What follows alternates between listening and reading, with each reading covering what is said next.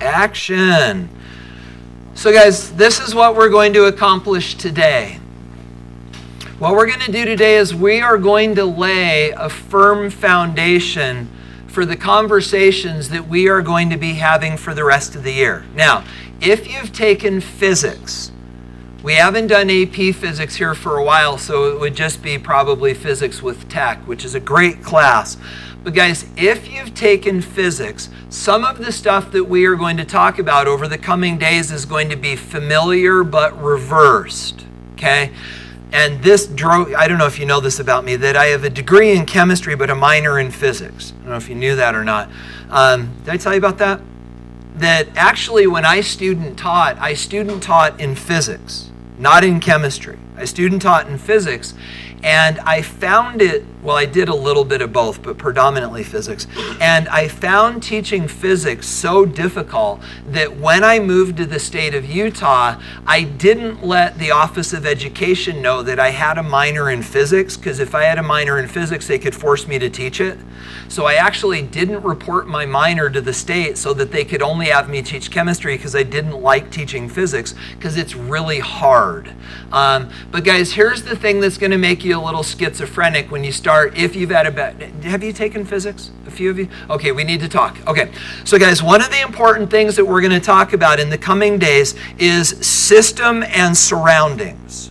Okay, so the thought is going to be, and you should know this from having looked at chapter 5, the system is the part of the universe that we are studying, and the surroundings are everything else. Here's the difference, and we'll come to this in a minute. You don't need me writing this down. But guys, the idea is this. In chemistry, this is us, we will always be in the system, and we will observe thermochem changes as if we are a part of the system.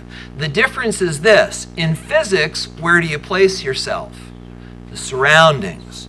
Now, why does it matter? And it's more than semantics. But guys, the idea is this. If this is the system, and if the system is losing energy to the surroundings, what is happening to the energy of the system? Up or down? Down, right? So in chemistry, we would say that that is a negative energy change because the energy is going down because our frame of reference is in the system. In physics, we would call that a positive energy change because what's the frame of reference in physics? The surroundings. So guys, this is more than just a nuance. It changes everything because it changes the sign that we attribute to energy changes. So you've got to understand, gang, that if you've been trained, as you probably have in physics classes, you are no longer in the surroundings, you're now in the system, and it changes all the signage. Okay? Yeah.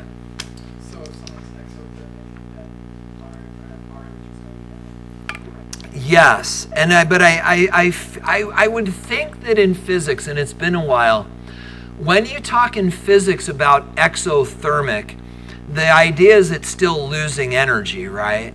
Have you done physics?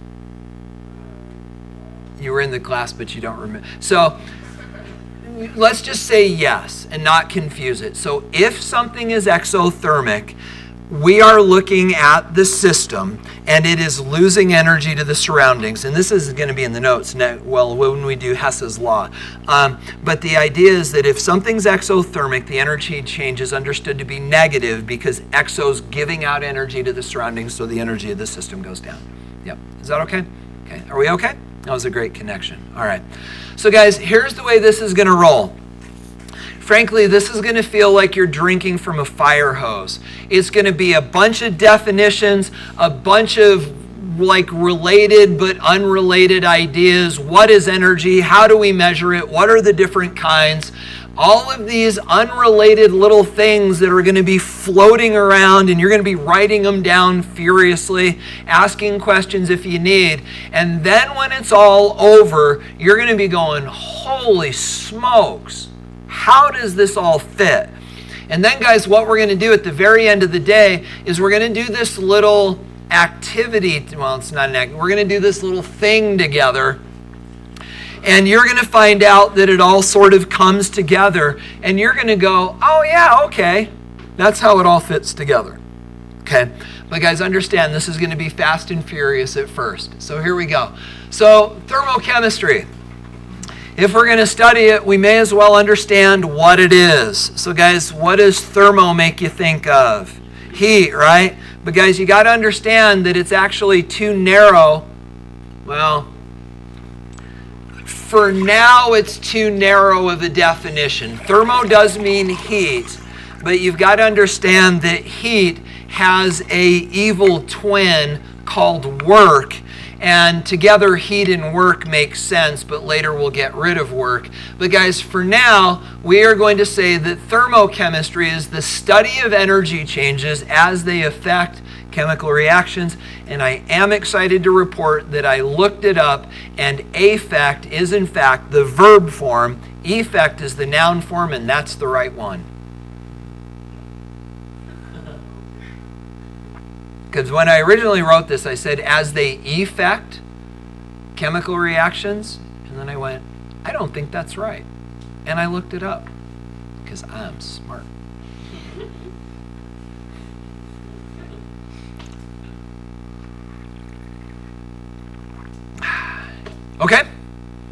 Okay, so guys, as we talk about this, we then need to focus in on the word energy. Do you remember how we defined energy last year? Any of you remember last year? Vaguely. So, and maybe that's too specific a question, but let me just tell you. When we introduced energy to you last year, we introduced it in the context of physical and chemical change. Maybe you remember that. But guys, when we introduced it to you, we suggested that energy, please don't write this down, energy is the ability to make a change. Okay, so wrap your head around that. In order to change something, what you need is energy. But we are now going to expand that definition and talk about this.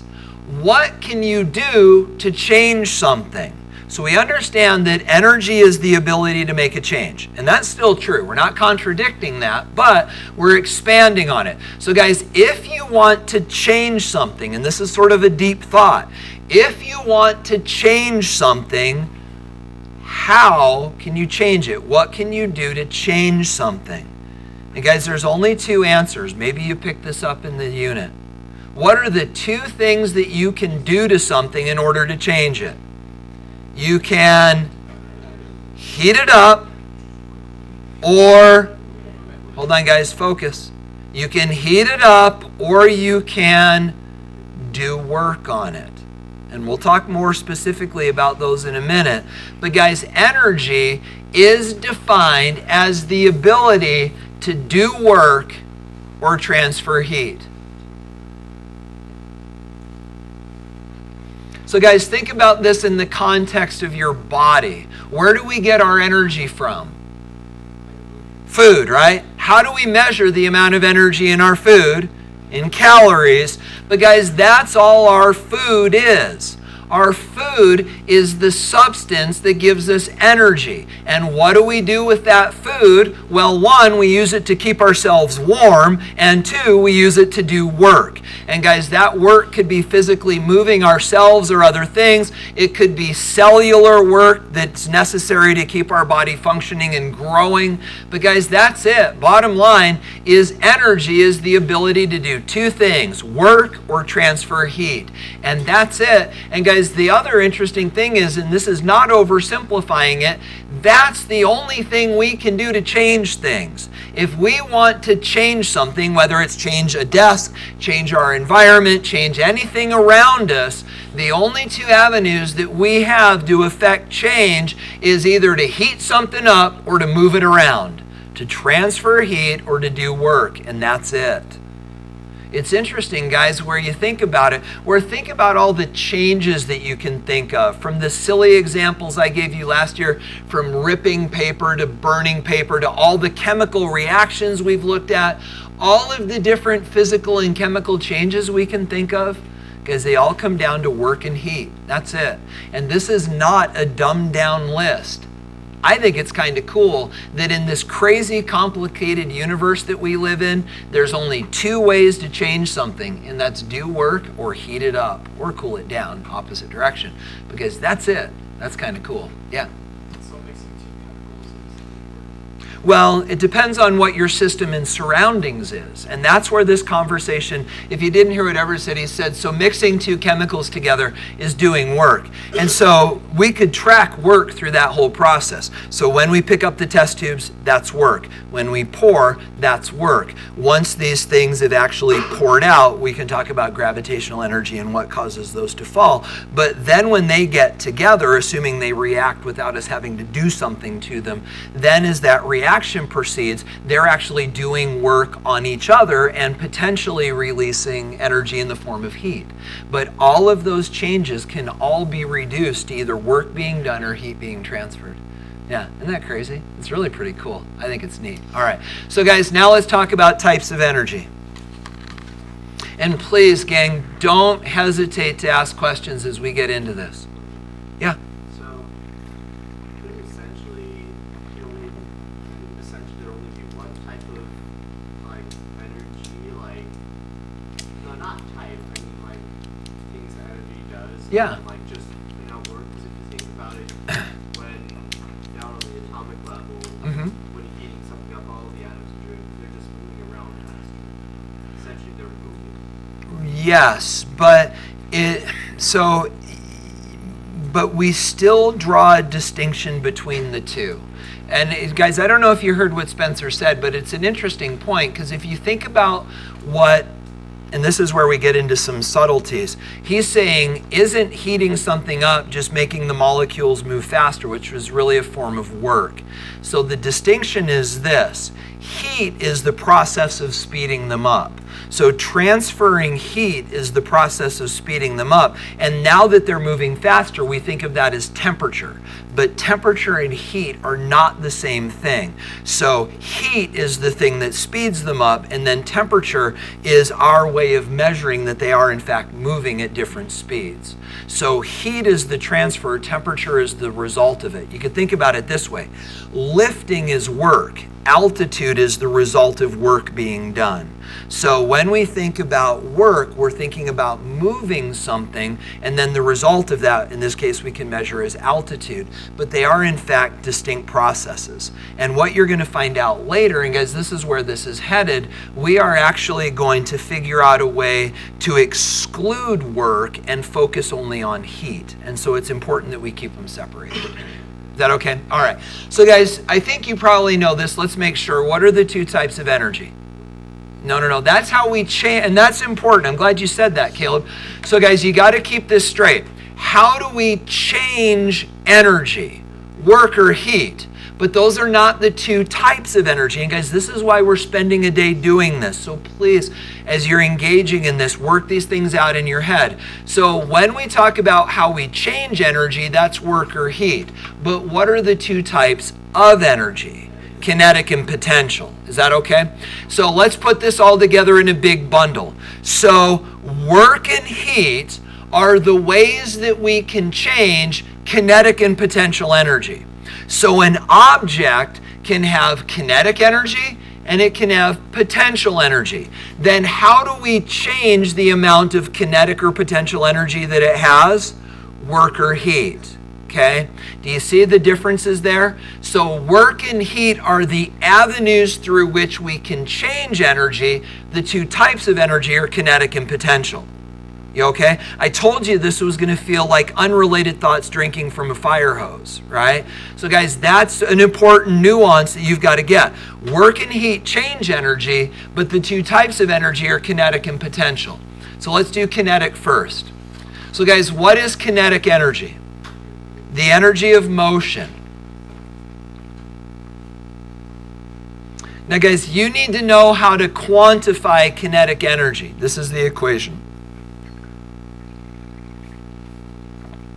Kinetic energy is equal to 1/2 mv squared.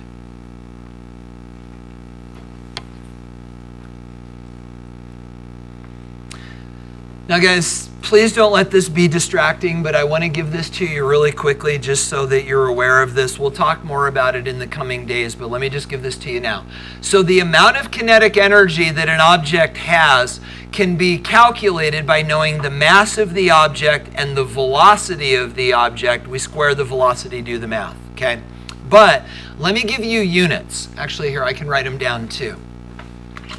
And guys, we'll get into this more deeply in a minute, but let me give them to you now. So guys, our units are going to be joules. Our units of energy will be joules. Now, what is a joule equal to? You ready?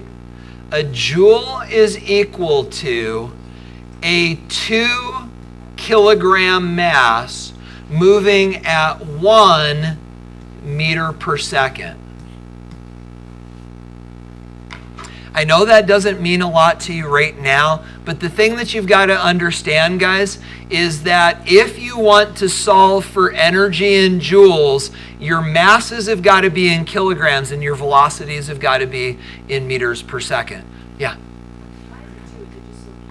Yeah, just so when you do this math, this is 1, do the math, it all works out. Yeah, so another unit for the joule, you ready for a deep thought? Another unit for the joule is the kilogram meter squared per second squared. You're actually going to be using that in a couple units to do, a couple class units from now, to be doing some interesting calculations. But guys, let me sort of put this in reference for you. What has the mass of 2 kilograms? What would you picture has a mass of 2 kilograms? Yuck! But yeah, probably. How about a 2-liter bottle of soda? Right? What is the mass of a liter of water? You better know this. What's the mass of a liter of water? Kilogram, right? So if you take a 2-liter bottle of soda, fill it up with water, because the stuff that's dissolved in the water, if it's pop, has mass.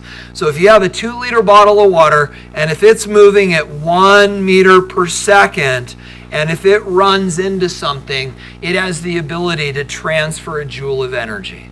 You get the idea? Okay. So that would be kinetic energy. You need to understand that it's the energy of motion. So what's our other kind of energy? Potential energy.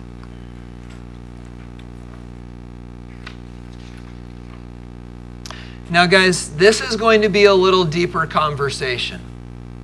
What do you think potential energy is? Now you're afraid to say. What is potential energy? Stored energy, right? But here's a deep thought, and I don't ask this rhetorically. Guys, how do we store energy? This is a really interesting fundamental thing about our universe that's really cool. Guys, yes, potential energy is stored energy. But how do we store energy? Well, no, that would be kinetic if it's moving. Okay, so that's how we transfer energy, right? Is movement or work and heat. But if we want to take some energy and put it in a storage unit, how do we store energy? Yeah. That's how we measure it. We would measure the amount of energy in calories. That's the unit or the joule. But guys, how do we store energy? There's one. So guys, one of the ways that we can store energy is through elevation. And this is maybe what Jared was getting at. So guys, if we have a metal block, and if I do some work on this block, I have now lifted it, lifted it to a higher elevation. Now guys, this block now has more energy up here than it did down here. So let's talk about it. Down here it's got a little bit of energy. When I lift it, what have I done to it? Work, right? I have done work on the block. And as I do work on the block, what does work do to something? It changes its energy. Remember, there's two kinds of energy, kinetic and potential.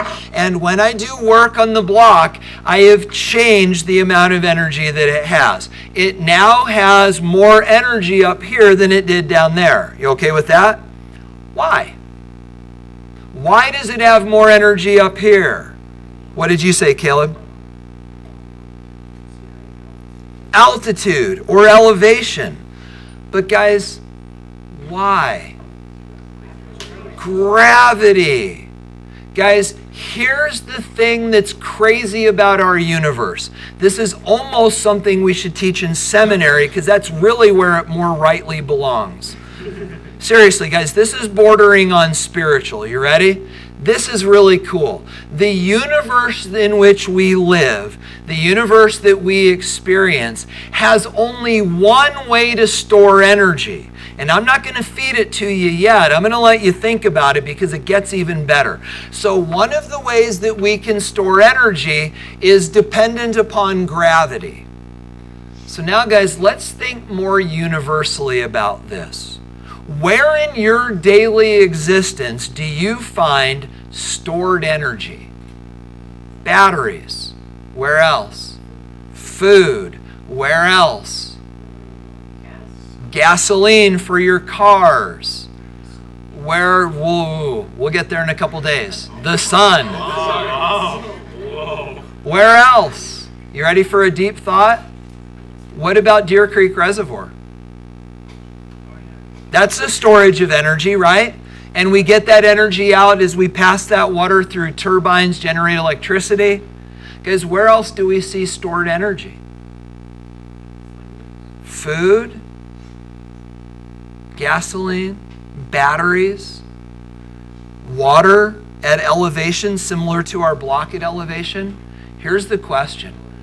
What do all of those things have in common? Why is it that batteries can store energy? Why is it that food can store energy? Why is it that gasoline stores energy? Why is it that the Deer Creek Dam stores energy? What does it all boil down to? This is cool. What do all of those things have in common?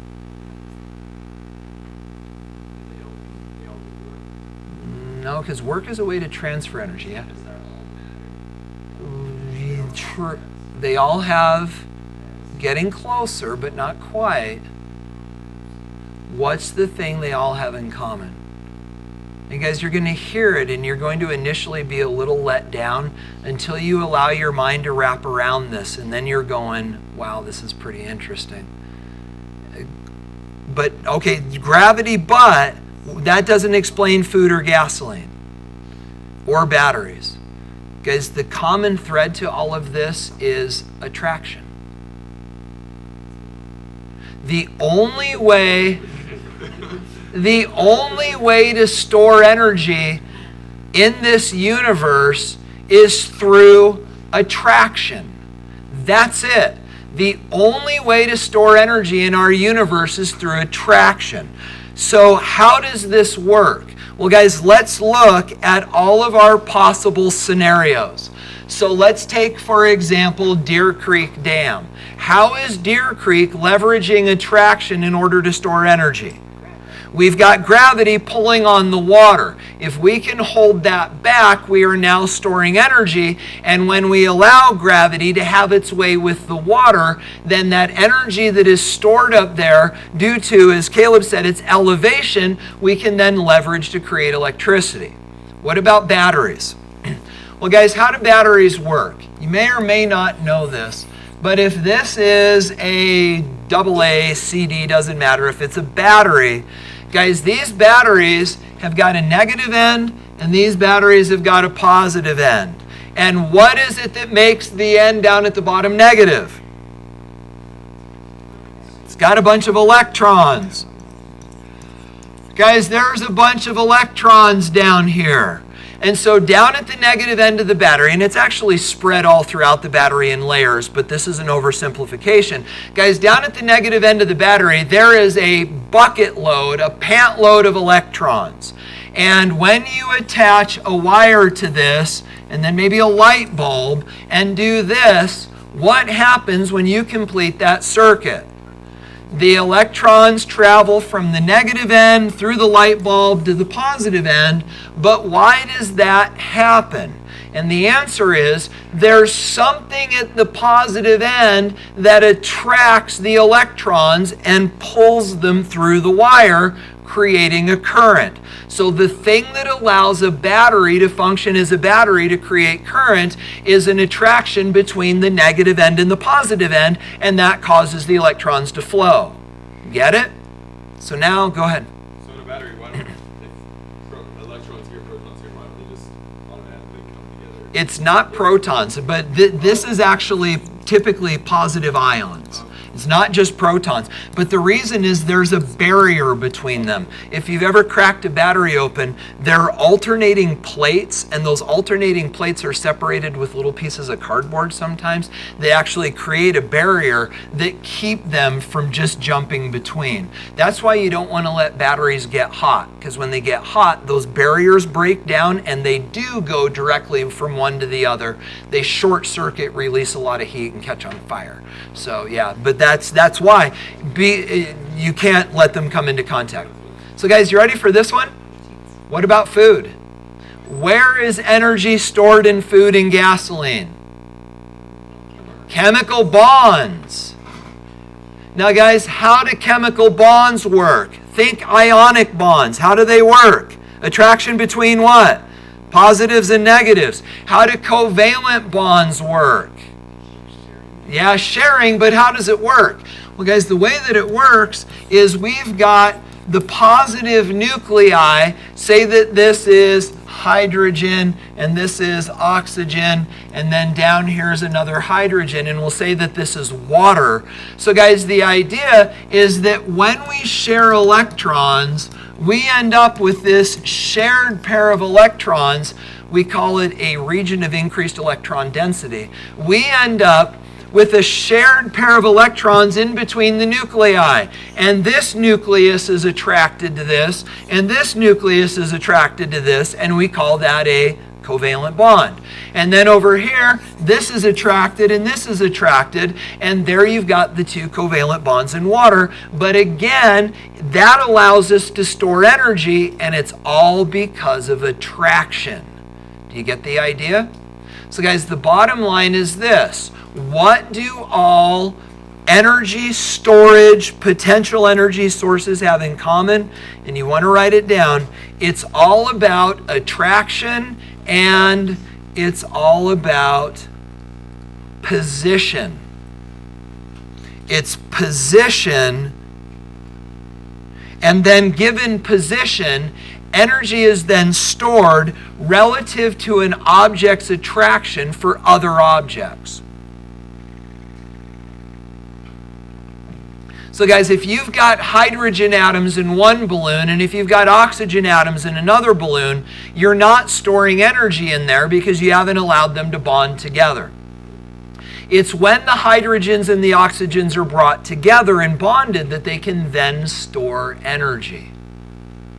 But guys, that's the common thread here. And in my little mind, I think that's pretty cool. That the only way to store energy is through attraction and position. No matter how we store energy, that's what it always comes down to. That's pretty cool to me. You okay? So guys, this is what we're accustomed to. I would encourage you to not write the first one down. You're used to gravitational potential energy, right? Don't write this down. It depends upon mass, it depends on position, it depends on gravity. This is what Caleb got us thinking about. But guys, we are not going to talk about gravitational potential energy in here. This is the one you need to write down. Electrostatic potential energy. What does electro make us think of? Charged. What does static mean? Not moving.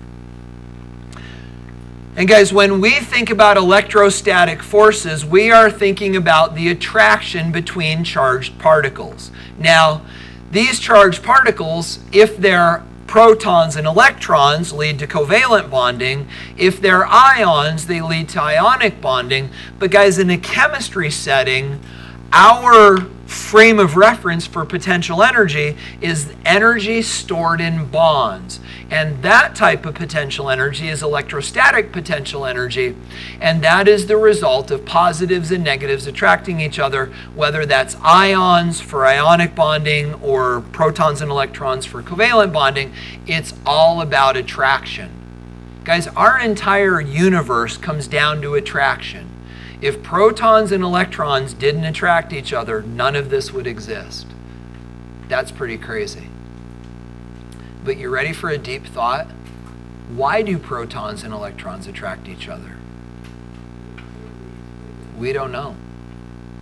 Isn't that weird? Why do magnets attract each other? We don't know.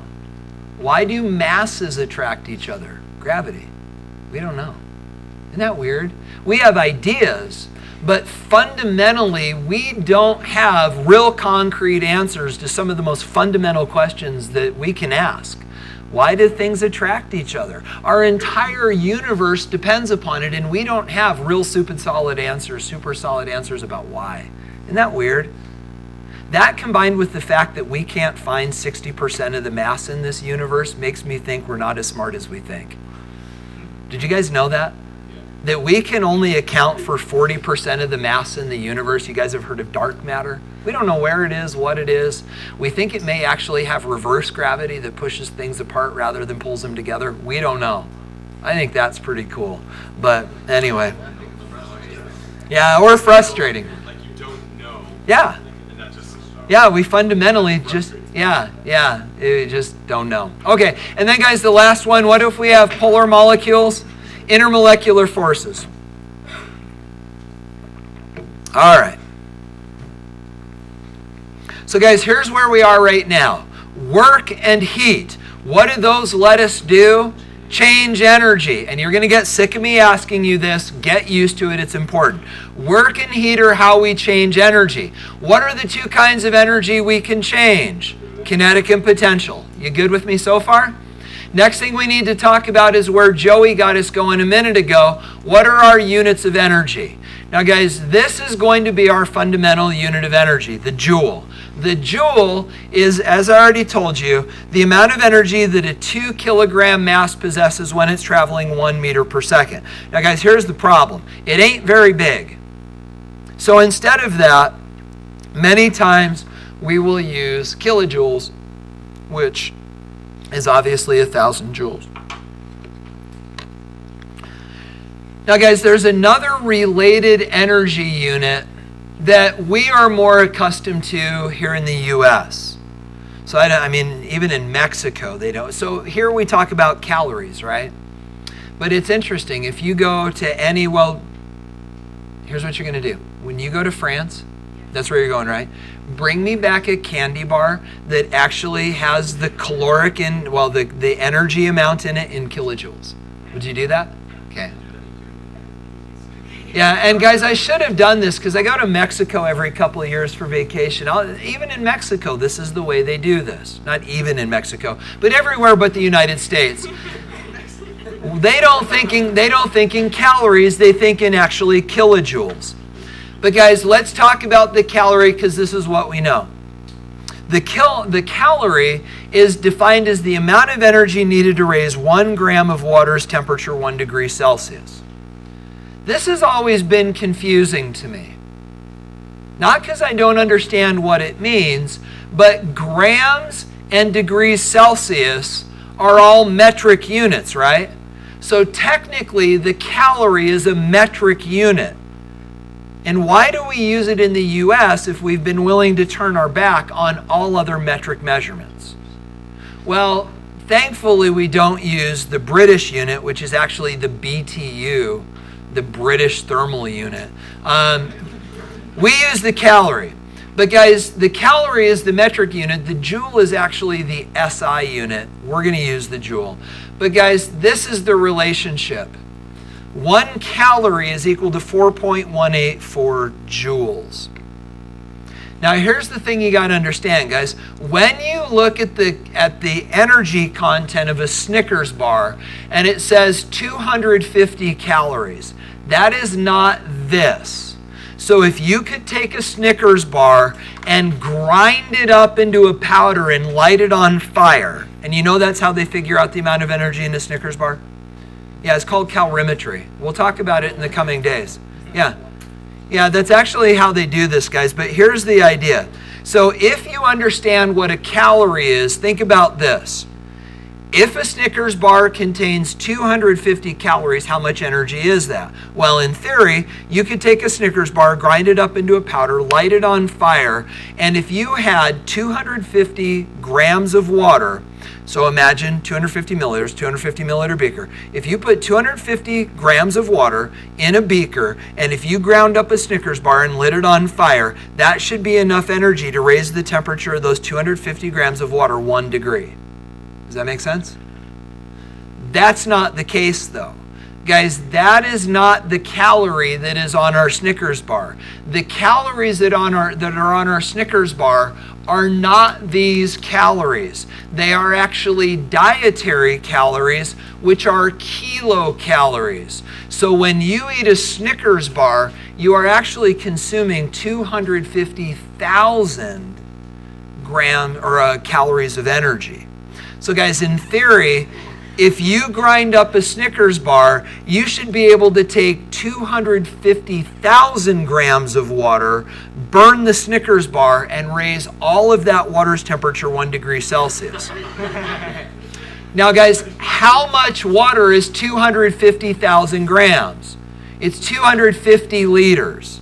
It's 125 2-liter bottles of water. That's a lot of water. Burning a Snickers bar has enough energy to raise all of that water's temperature 1 degree Celsius. That's a lot of energy. So guys, why is it that when you eat a Snickers bar, you don't catch on fire? Track with me here, guys. Hold on. So if you're because if you eat a 2,000 calorie a day diet, that's 2 million calories. Where does all that energy go? Guys, 1, your metabolic processes are not that efficient. And 2, any extra energy that you eat is either lost as heat or it's actually recovered as fat and stored. So guys, your body is this amazing system that can take all of that energy, utilize it, or store it in an amazingly complex set of chemical reactions. It's pretty cool. So, you guys okay on these? Yeah. So when we say we're burning calories, it's actually like, is that the amount of energy? Is that? Absolutely. But the thought is this, that the calories that on your Snickers bar are dietary calories, which are actually kilocalories. But yeah, when you're exercising, doing work, you're consuming calories. Yep. Okay, so guys, what we're going to do for the next 10 minutes is going to feel to you like it's wildly redundant. You are sick of hearing about work and heat already, although we have only just begun. You're sick already of hearing about work and heat, and now we've already talked about the idea of system and surroundings. Guys, what we're going to do is we're going to bring all of this together, and we're going to define some terms, and then we're going to iron this all out. So you ready? The next thing we need to talk about is determining our frame of reference. I purposely mentioned this up front because we know from research that hearing something the second time solidifies what you heard the first time. And you've already heard this. So let's do it for real the second time. So guys, bottom line is this. When we define our reference, our frame of reference, we are going to define what we call the system. Guys, the system is the portion of the universe that we are choosing to study. And then, guys, once we've identified the system, everything else is what we call the surroundings.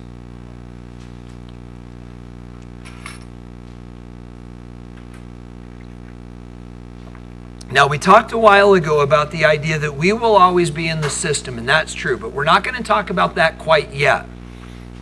What we do need to talk about now is an additional term or an important thought. And guys, it's this. When we define our systems will always be understood to be what we call closed systems.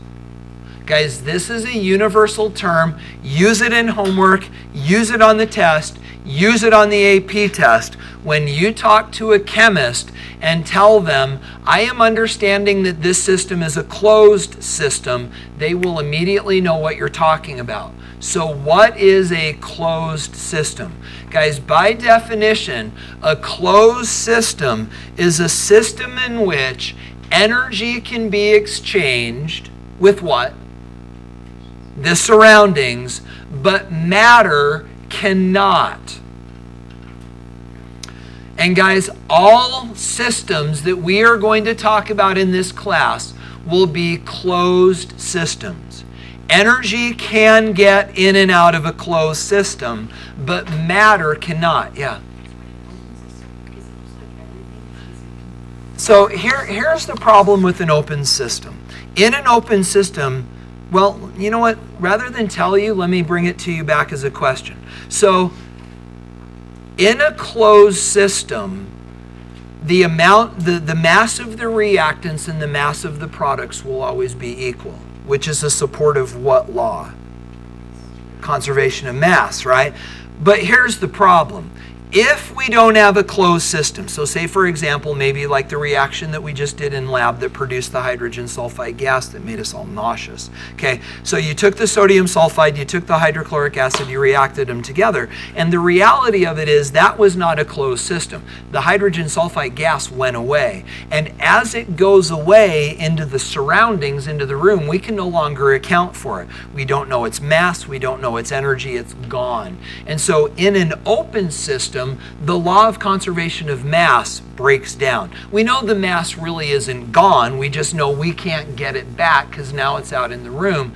So it's important for us to think about and create closed systems because then we can account for mass, and you'll find out in a minute we can also account for energy. Is that okay? Okay, so guys, do this with me. You ready? Think about this. Closed system. Can matter get in and out of a closed system? No. Therefore, what always holds true? Law of conservation of mass. Now, guys, you ready for this? Can energy get in and out of a closed system? Yes. How? Work and heat. See, guys, you told me you were sick of hearing about work and heat, but when you really have to understand what work and heat are, you cramped up. Guys, work and heat is how energy gets in and out of a system. So don't think, oh, I got this, I'm money. Guys, don't overestimate your understanding of these concepts, because until you actually have to apply these ideas in unique settings, you don't know that you know it. So you hear me saying over and over again, work and heat, and you're starting to tune it out, but then when you really need to know, you're like, I don't understand. So guys, energy gets in and out of a closed system. How? Work and heat. Good? Okay, so now guys, let's define those terms and we're going to wrap this up. So, how do we transfer energy in and out of a closed system? Work and heat. So guys, before we get to that, we now need to introduce a term called internal energy.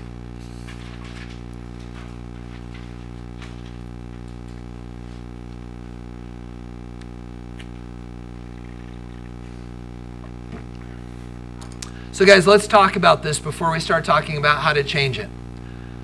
So once we've identified our system, we then say this system has an amount of energy associated with it. And we call that internal energy. Now guys, think before you speak, okay? What are the two types of energy that contribute to internal energy? What are the two types of energy? Kinetic and potential. So if you can measure the kinetic energy of a system, if you can measure the potential energy of a system, you add them up, we call that internal energy. So what you might do is up above this, you could just write energy kinetic plus energy potential. It's the sum of those. Now, how do we change the internal energy of a system? Well, we already know work and heat, right? Now guys, work is abbreviated W. Heat is abbreviated Q.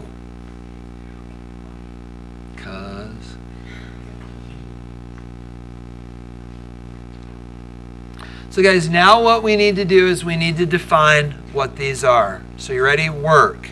Work is defined as energy used to cause an object to move against a force. So you know what? We're going to underline the important thoughts. Move and against a force, which we will call, how do you spell resistance? A-N-C-E, E-N-C. Resistance? A? Ants? Okay, thank you. So guys, the two important terms, the two important terms here are move and against a force. And when you think about against a force, think resistance. Go ahead.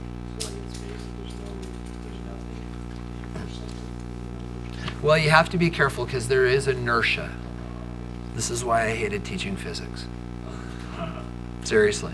But there is always inertia, which can be a resistive force. Yeah. So then you get into the difference between velocity and acceleration, which makes it even worse. We're not going there. Okay. So guys, let's play this out. You ready? So some real world maybe examples. And forgive me if any of your parents or friends are a part of this group, but you know the running joke, right? That you're driving down the street and you see a bunch of city workers leaning on their shovels, right? And we all think to ourselves, they're not working. Is that true? If they are leaning on their shovels, standing there, are they doing work?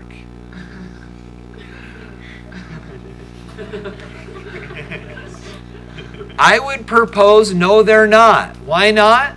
They're not moving. In order for work to be done, there has to be movement. Leaning is not working because you're not moving. Okay? So that's the obvious first requirement for work is movement. Now what about, oh, go ahead. Now we've got to talk about system and surroundings. So if we take their entire body and their shovel and the work they're getting paid for, because you don't get paid to just resist gravity, right? You get paid to move dirt. And so, but guys, this is an important point because now system and surroundings matter. So if in the economic sense, the system is you, your shovel, and the hole you're trying to dig. Relative to the hole you're trying to dig, there is no movement, so there is no work. But even when you're sleeping, you're still doing work because there's movement, you're breathing, there's biologic processes going on inside of you, cell regeneration. There's still, even if you're leaning on your shovel, within you there's work being done, but it's not the work you're being paid for, so there's a system surroundings thing. Okay, so guys, we understand that idea of work involving movement, right? But then when we talk about that, we then think about this idea about what about resistance? And Jason's brain went to, hey, what about outer space? In outer space, if there's no air, there's no friction, there's no air resistance. So if you're moving, am I doing work? And then it got into a weird conversation about inertia. But guys, if nothing else in space, there's gravity, right? Yes, there is gravity in space. You understand that, right? Okay, it's less, but it's there. You can't actually escape gravity. It can be small enough that you're many times unaware of it, but guys, you can't escape gravity because the minute you leave the predominant Earth's gravitational field, there's another bigger thing around you that will pull on you. So you really can't escape gravity, and so long as there's that resistive force of gravity, you moving will involve some work. Now, with that said, in 2 class periods, we're going to get rid of work. And this is a tricky little thing. But guys, you've got to understand that work requires movement and resistance. And so what we're going to do in a couple days is we are going to talk about a unique set of circumstances where chemical reactions can no longer do work. So let's talk about it really quickly. How do chemical reactions do work? Answer, they expand. Okay? That's how chemical reactions do work. They expand against resistance. You understand that that's how your car works, right?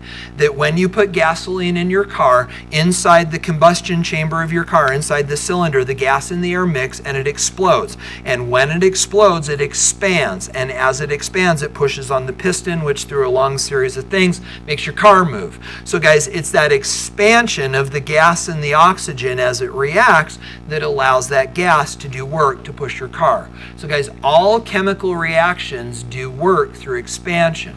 And so what you're going to find out in a couple days is if we can discount that expansion against resistance, we can get rid of work and then we're just left with heat. We're going to do that later. But for now, understand that the two ways to change energy is work and heat, and work requires movement against resistance. You okay? Okay. So guys, let's sort of quantify this then. In order to talk about work, we need to understand that a force is a push or pull, and this is how we quantify it.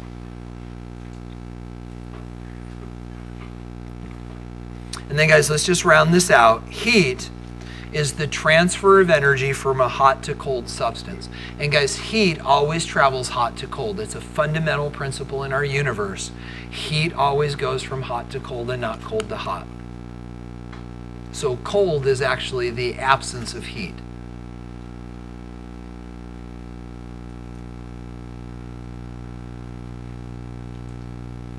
If you want to see a really weird, and please don't run with this right now, but if you want to see a really weird sort of parallel to this, have you seen these websites that would propose that light bulbs actually don't project light, they suck dark? Go Google it. Don't do it now. But guys, go Google light bulb dark sucker. There's actually, and it's actually really kind of interesting because if you think about it, there's all sorts of interesting things that would maybe even lend support to the idea that light bulbs don't release light, they suck in dark. But anyway, you can play with that on your own. For example, when a light bulb burns out, have you ever noticed that it becomes brown or black? It's because it's full of dark.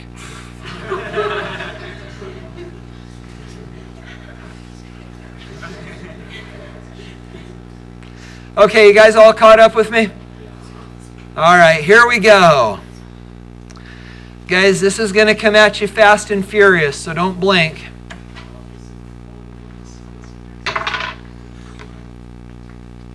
This is how we're going to wrap up the day today. Actually, let's do this. You ready? Oh, I'm not ready, apparently. Here's your homework. 1, 3, 4, 13. On 14, only do A and B, 19 and 21. So again, guys, chapter 5, 1, 3, 4, 13, 14, A and B, 19 and 21.